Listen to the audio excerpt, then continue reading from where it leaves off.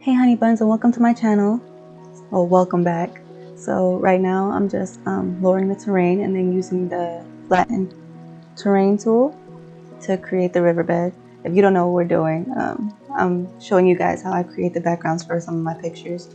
I go to a 50 by 40 in Del Sol Valley because that's just my favorite lot for lighting, and I create the terrain. So I'm just smoothing out the edges of what's going to be the river that I'm creating. Because I don't like it with the hard edges. It just makes it look very pixelated. I don't like it. I'm fixing some of the little bits that I don't like still. I'm just smoothing it out to make it look like a pretty river. And then what I'm going to do next is fill it. This part is like probably the easiest part. I don't know why people have such a hard time doing rivers, but it's literally so easy. You just make a hole in the ground and fill it.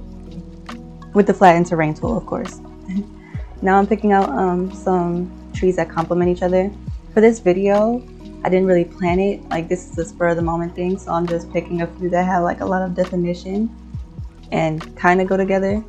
Like, they're not random. I still put thought into it, but I didn't really have a chance to see how well they went together. So I just picked a few that look really defined with my reshade. By the way, this is featuring my new reshade that's coming out soon. She is called Sakura. It's inspired by Animal Crossing. You can't tell right now because we're in build mode, but still, look out for her. She's beautiful. She works well with the Sakura trees, the cherry blossom trees in the game. But yeah, now we're just doing the background. I'm using the tool extension mod to basically build over the lot, like outside the lot. That's where I put all the trees for the background so nothing's peeking through. I'm just fixing that all around now.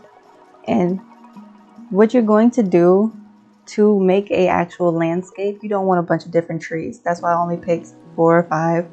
I think in this one it's 4, and I use the same ones over and over again because in real landscapes, when you go into an environment, those are going to be the same plants that you see over and over again. You're not going to see just random whatever kind of trees that you pull out from the debug menu.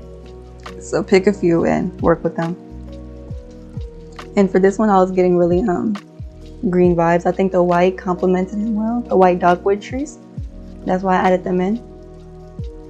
And like I said, we're just building over the lot a little bit because there's a lot of concrete around, and I didn't want that to peek through while we were doing our screenshots because it's supposed to be an environment, you know, you don't want that to mess it up. I also made sure not to get any of the trees in the way of the sun, if you can tell. I found out that the sun is coming from that part of the lot, so I tried my best not to put any big trees in front of it. Now we're just going through and grabbing some rocks, you know, making it look more realistic, which is Sims. It's not going to look realistic, obviously, but I'm trying. There's rocks in the wild, so now we're going through and getting the bushes and the plants that we're going to use in our landscape. Like I said, only grab a few. You don't want a bunch of different ones.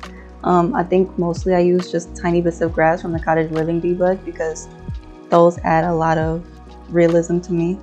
I don't have to go through and just put a whole bunch of grass everywhere. It's really scattered already, so those helped a lot.